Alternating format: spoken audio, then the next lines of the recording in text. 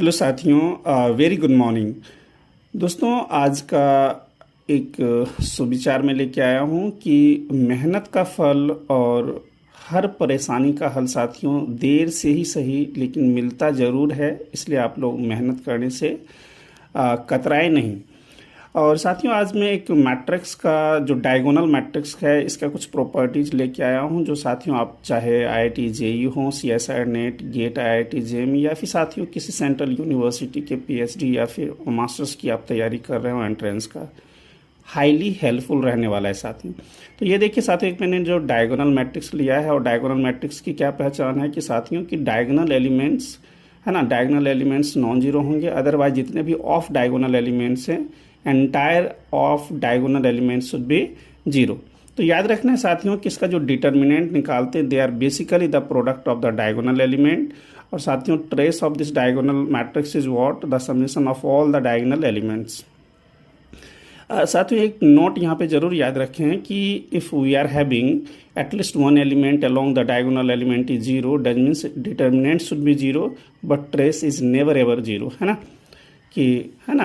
तो at least one element along the diagonal साथियों कम से कम तो एक नॉन जीरो होगा ही होगा, तब ये डायगोनल मैट्रिक्स बना है साथियों। और साथियों याद रखिएगा कि कैरेक्टरिस्टिक पॉलिनोमियल और मिनिमल पॉलिनोमियल डायगोनल एलिमेंट का हमेशा सिमिलर रहता है।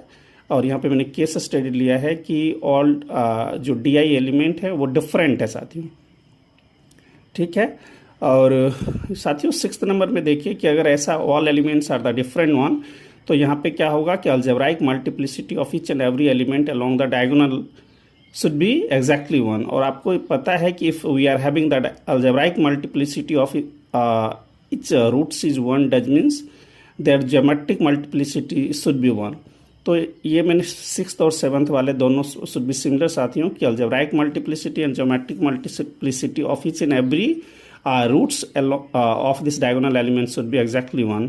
और आपको पता है कि सारे के सारे रूट्स के अलजेब्राइक मल्टीप्लिसिटी साथियों और ज्योमेट्रिक मल्टीप्लिसिटी, आइगन वैल्यूज बोलें या रूट्स बोलें, अगर साथियों सिमिलर होता है then this matrix is always diagonalisable. और साथियों यहाँ पे एक क्वेश्चन है कि डायगोनलाइजेबल किसके ऊपर होगा, है ना, कि किस फील्ड के ऊपर होगा। तो साथियों ये डिपेंड करेगा कि आप है ना एंट्री क्या ले रहे हैं और क्या नहीं ले रहे हैं, लेकिन कॉम्प्लेक्स नंबर के ऊपर तो हमेशा ही डायगोनलाइजेबल होगा साथियों। ठीक है साथियों, नेक्स्ट क्लास में मिलेंगे और कल एक और सुविचार इसी टाइप से लेके आऊँगा कि जिससे आप लोग भी मोटिवेट होते रहे। थैंक यू साथियों, अगर कोई आपका विचार हो तो ज़रूर लिखिएगा। Thank you.